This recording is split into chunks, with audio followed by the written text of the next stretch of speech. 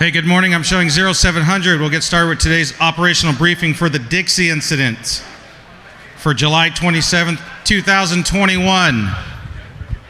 If everybody can grab their seats, figure out where they're going to be for the briefing. Please silence your cell phones, turn down your radios, keep all side conversations outside of the briefing area so everybody gets a good briefing. My name is Chris Kerr, the Plan Section Chief for IMT1. We'll get started with the incident situation update. Good morning, Josh Campbell, Night Ops for Team 1. Yesterday was a successful day. I mean, we did get rain on the incident, slowed things down a bit, but we're still consuming where we're doing our firing operation, and that's important to button this all up. Division Alpha continue to work up to 70. They're working way interior, as far as interior, I mean way up Highway 70. They're kind of even in the east side there a little bit, helping those guys out, just trying to figure out what we got going up Highway 70 and what we need to button that up. Division Bravo, still pretty cold. They continue to patrol and mop that up. The same with Charlie. And then moving into Division Echo. Echo is where we want to fire in there, but the lines aren't totally to what we want them to be. So they're still working on that. And I'm anticipating either tonight or tomorrow being able to fire that piece. Division Foxtrot, same thing. Off the, let's see, from the division break there in Gulf and Foxtrot, we're trying to bring fire down the line, coming down into Cherry Hill, and from Cherry Hill back towards the division break. Division Ida, still in there, trying to work that piece of ground right there, getting some depth on their firing, working across Humboldt in Juliet and Lima, trying to get some depth on what they've already fired and continuing that. It was slow going, so they're going in there in the evening with the PSD machine, trying to get as much depth as they can. Working into Division Mike. Have a little spot down here in Division Mike, right down below Butts Valley Reservoir. Kind of squirted out on them yesterday.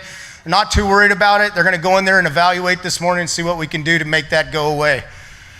And then to the east-west break out there, trying to figure out where they can come down, working with Division November to see where they can tie that in the report. Now moving on to the incident objectives, starting with the management objectives. Utilize the risk management process to identify and mitigate hazards to protect firefighters and the public. Emphasize strategies and tactics that have the highest probability of success and the least exposure to firefighters and the public. Develop strategies to protect life, property, communities, businesses, and infrastructure. Employ tactics that fulfill these strategies while being mindful of the necessity for contingency and emergency plans. Ensure strategies account for incident priorities, applying resources to those with the highest consequences first. Follow COVID-19 CDC and local, state, federal guidance to limit the virus spread within the incident and the surrounding communities near the fire area. Provide timely and continuous incident information to affected partners, cooperators, California Team 2, as well as the public, and maintain fiscal accountability, keeping costs commensurate with values at risk. Control objectives. Keep the fire north of the fire perimeter and Highway 162 and the junction of Highway 70. Keep the fire south of Highway 36 and Highway 89. Keep the fire east of Highway 32. And keep the fire west of Genesee Road and Grizzly Ridge to Highway 70. Fire weather. Good morning, Julia Ruthford with Fire Weather. So as you can see today, we've had some clouds move in overnight. There's been some light showers out of those, off and on. Not much as far as precipitation amounts, just little sprinkles. So it's not had a huge impact on relative humidities. Some of them, especially up on the ridges, are starting off the morning pretty dry. As we go through the day, this band of clouds is moving in from the southeast, so we'll see it overhead through around midday, early afternoon. But we still have another couple hours where there's some more of those little embedded showers that are going to move overhead.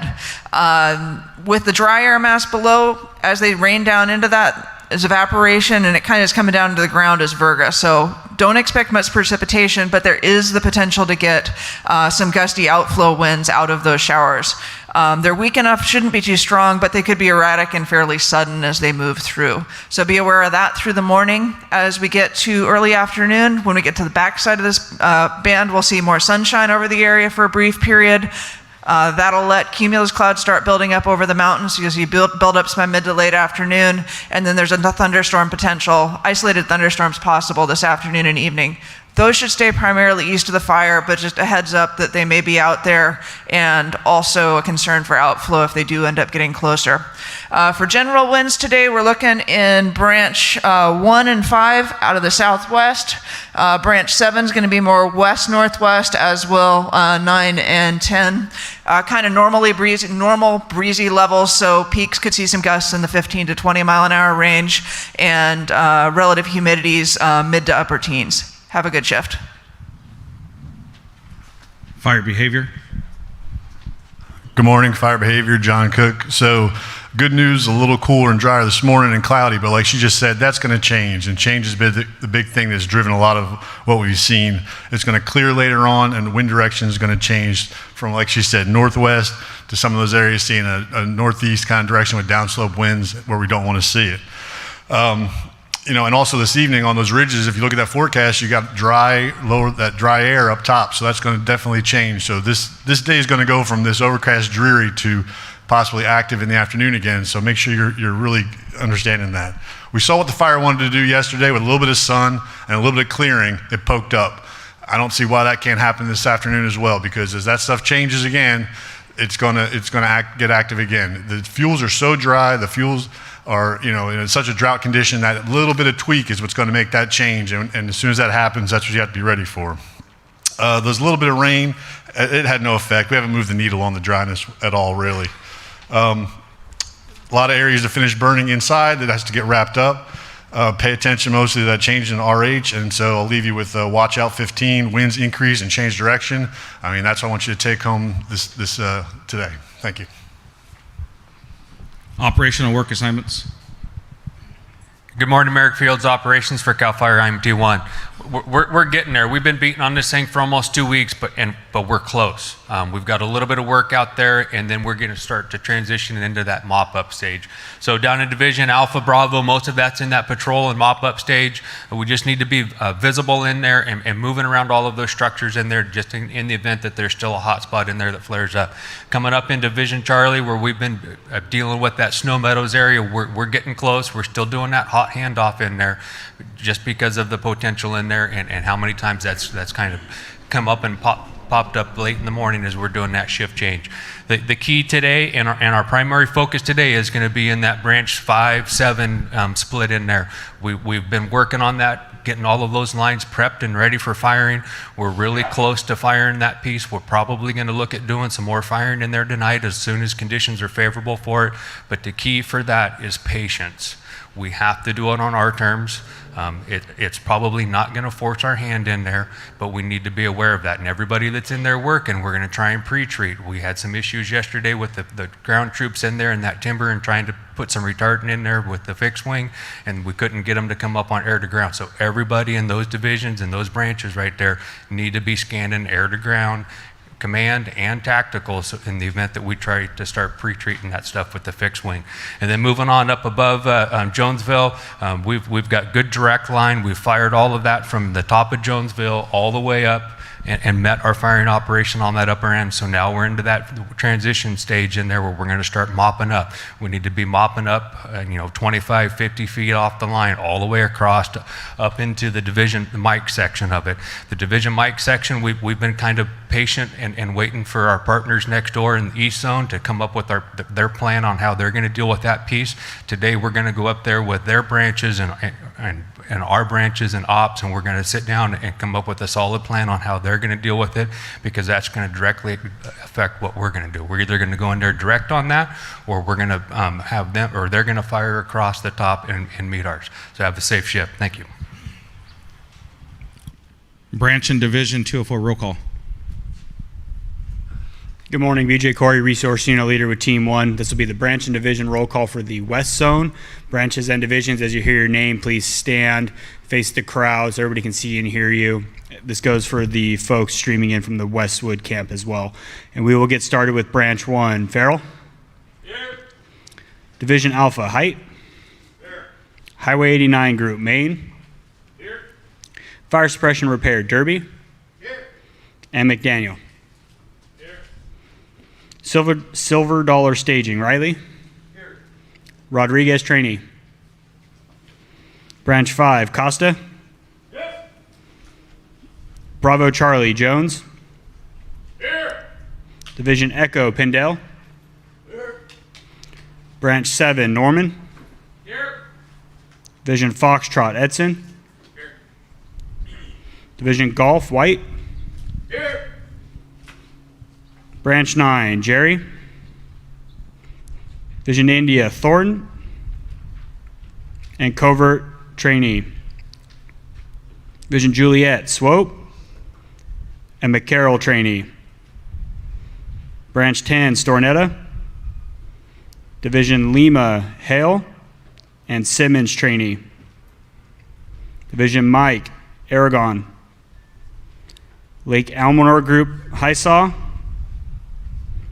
Contingency Branch, Valles. West Contingency, Wright. Here. North Contingency, Hanson. And Eaton Trainee. Northeast Contingency, Troll. Thank you, everybody, and have a safe shift. Air operations. Good morning, everyone. Thomas Smith, Deputy Air Ops, Team 1. I want to keep reviewing two things. First thing, UAS or drone operations. The only UAS or drone operations approved on this incident are approved through the AOBD, and that needs to go through. If you see anything else, identify and notify. Second, air-to-ground frequencies. We have air-to-ground and air-to-ground TAC and air-to-ground command. You guys need to be monitoring those. Air-to-ground command, division and up will be utilizing that for information gathering and working with those resources. Once that rotor wing is passed off to a single ground resource, you guys will be working on air-to-ground tactical. So yesterday with that, we delayed a lot of retardant application because the lines weren't getting cleared because that wasn't getting monitored. In addition to that, a bucket was pickled by one of the helicopters, so not only is it a concern about water or retardant dropping, if they have to do an evasive maneuver and jettison that load, you could possibly have a 2,000-gallon bucket full of water or retardant coming down at you. So with that, to support today's plan, fixed wing, we have early up air attack and tankers.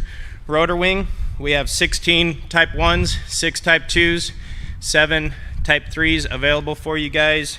And we're still running the Deer mobile retardant plant out of Deer Valley for both ground application and aerial application retardant. With that, have a safe day. Communications. Tom Webb, Communications Unit Leader. Today is a clone day, so if you didn't get cloned, you haven't been by the comm unit this morning, come and see us. They made some changes to the East Zone, added a couple command frequencies in there, so make sure that you have the communications for both zones. Like I said, that 89 corridor crews especially, we're going over there and assisting those guys. We need to have their commands and tacticals in our radio. So come and get a clone this morning if you haven't. Staying on the assigned frequencies. The 205s for both zones are what's assigned to the incident. So those are the frequencies that are allowed in the fire area. You need to stay on those frequencies. You can't use your TAC nets from home or your crew nets or things like that. We had some interference issues yesterday with some other local government agencies in the area getting into their system and causing disruptions. We will be coming out and trying to find you. We have the equipment to figure those units out and come and track you. You will get fined by the FCC for being on those other frequencies. It's very expensive. Stay on our approved frequencies. If you need any assistance, come and see us in the comm unit. Medical. Good morning, Josh Daly Medical. Please turn to page 37 in your IAP. We'll go over the line resources. The line medics will be covering Echo through Mike, all the divisions around the top of the north, and they'll meet in your division breakouts. Ambulances, they will be at drop points 50, 101, 102, and 105. Please be aware of the closest ground ambulance should we not have the air to support us. REMS team, REMS 4 will be in Foxtrot. REMS 1 will be in Lima. For 0 Delta Foxtrot, day BLS hoist, 822 will be your 24-hour ALS hoist. Box 6, the line emergency. Please continue to follow that chain of command. It's on the left side of box 6, all the way through the division, and then the right side would be your 9 line or your Dutch Creek protocol. We need all that information to get you treatment and transport to get you to the closest hospital. For CalMat and MERT, CalMat, both camps have doctors and they have COVID testing. MERT with a PA is over by the CDC sleeping up at Westwood. Please utilize that as you need. Have a safe shift. Safety. Hey, good morning, everybody. Brad Niven, Safety Officer with Incident Management Team 1. We're coming up on 3 weeks of the Dixie incident being a thing in our lives. Let's work to avoid that complacency that can develop out there when we've been assigned to an incident this long. With that, please ensure everyone's wearing the proper PPE for the task that they are completing. Lastly, communications. We've talked about it several times already, but we are coming up and you need to report a line emergency. Have figured out what your primary, your alternate, your contingency, and your emergency communications channels are going to be to report that incident so we can get the resources out there to you to help support you. Thank you. Have a safe shift. Logistics. Good morning, Jesse Morris Logistics. If you're new to camp, please turn to page 40. This is our service and support schedule for Chico and Westwood camps. On page 42 is the CAL FIRE 101 form. This form is used for items that you may have left on the line or have been damaged. You'll need a division group soup signature to get those out of supply. On page 43 is our vehicle repair checklist. This information is needed prior to calling communications for ground supports assistance. On page 52 and 53 in your IEP, you'll find our facility map with all your logistical needs for Chico and Westwood camps. And as a reminder, if you are in branch 9 and 10, North and the Northeast contingency, Almanor group, you'll be supported out of Westwood camp. Have a safe shift. Thank you. Information.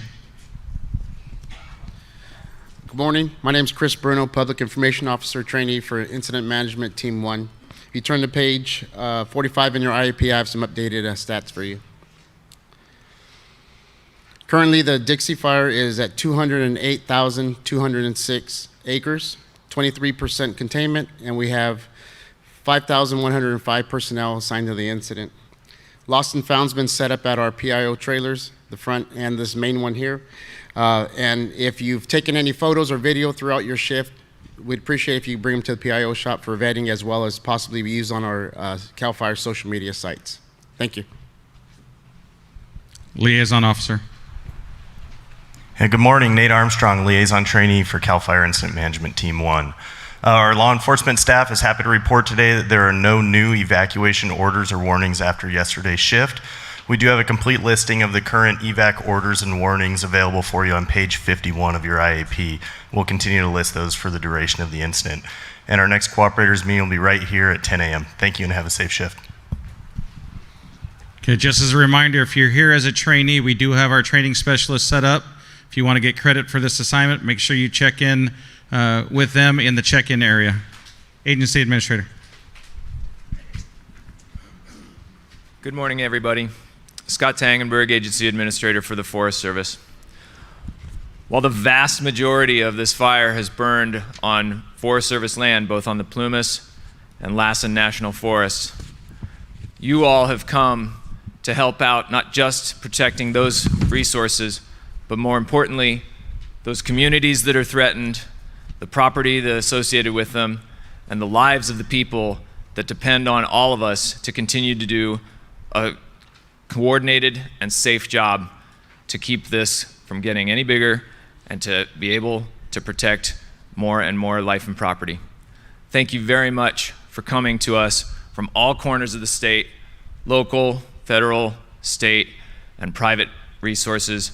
Your help is immensely appreciated. Thanks.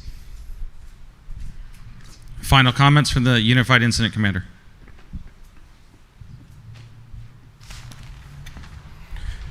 Hey, good morning, everybody. Shannon Prather, one of the Unified Incident Commanders, working here with CAL FIRE Team 1. So weather has given us a slight reprieve today. Just want a message out there to not let that get us into a false sense of a security.